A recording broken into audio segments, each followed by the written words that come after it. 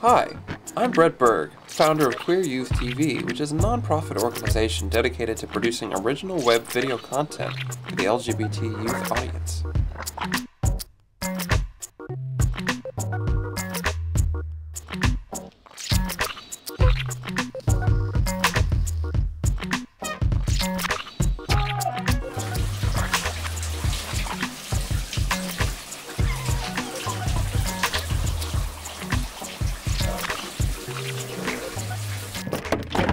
Basically, my staff and I shoot short documentaries for the web that showcase all aspects of queer life. Now, youth doesn't necessarily mean under 21. What it means is that it's for anyone who's new to the queer world, or for anyone who maintains a positive, healthy outlook on that queer world. For any culture, music of course plays an important role. And in covering different aspects of queer youth culture, we've noticed that for some kids, the music that's important to them is not the same music featured in your typical gay magazine or website. This segment of kids likes its music unpolished and free of any false pretenses. Things aren't all happy and content in their world, and they aren't ones to find solace in the latest release from our so-called gay icons. What we at Queer Youth TV have found is that there are underground music communities sprouting up within the mainstream gay ghettos. And in this underground, there's kids that are bonding over the music and their experiences.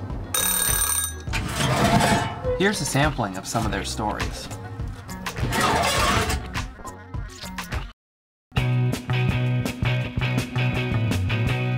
Limp Wrist is a queer band that's taken flight in the predominantly heterosexual world of straight edge. Over the years, the term straight edge has meant many things to many people, but most take it to mean no drugs and no alcohol. And for some, also included on this list is no sex. For vocalist Martin Sorrondeguy, the removal of sexuality from straight edge is something to fight against, and so Limp Wrist keeps true to its roots while putting a queer spin on the music. Hi everyone, thanks for coming.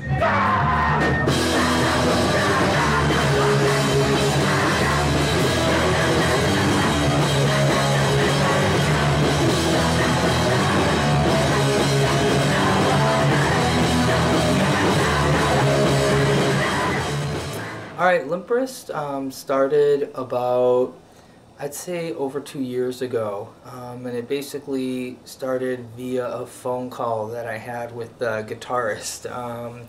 We talked about some ideas about how great it would be to do a homocore kind of punk band, but that really played like aggressive punk music, and, you know, kind of push the whole idea of like queerness in punk and just in general. What started as that idea kind of snowballed into trying to find members to actually form the band. I mean, we didn't think it was going to happen because he lived in Albany, New York, and I was in Chicago at the time.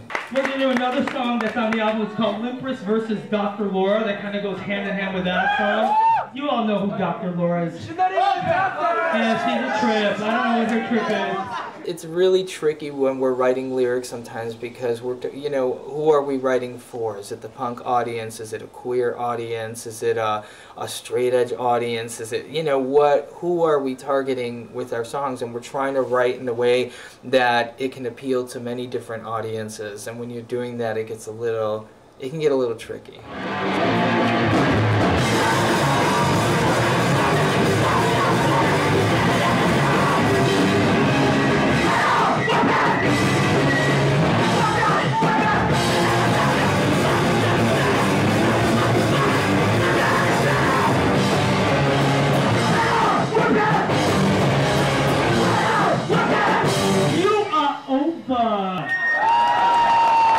Is there any unifying element to the queercore scene right now?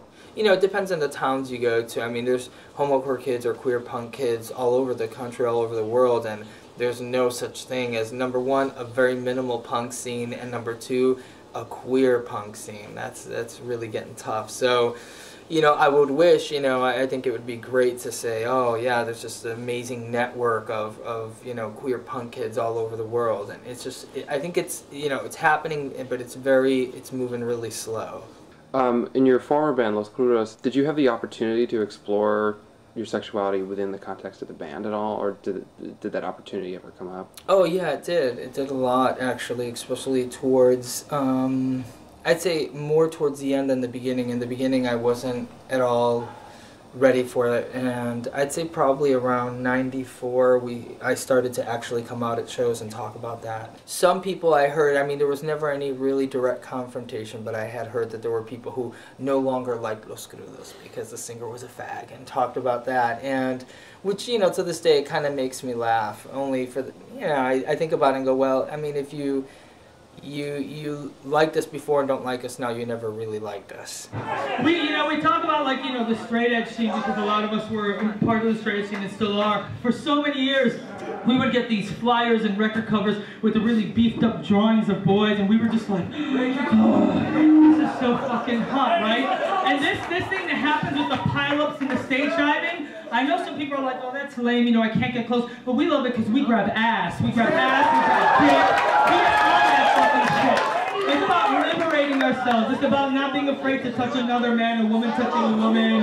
It's about, like, just like, you know, breaking those boundaries and being like, okay, let's not put up this front that, oh, I'm just dancing, bro. Bullshit, you're getting close to a man and you love it. So let's go. Do you get tired of some audience members not knowing if you're a hardcore band that happens to be queer or you're a queer band that's playing in the hardcore style? A lot of the audience knows the histories of some of the members and the bands we've been in and stuff, that it's not a question. They just know that we're punks or hardcore punks that you know, happen to be queer and doing a queer band. As far as like the validity or are you legit punks or something, that's never happened.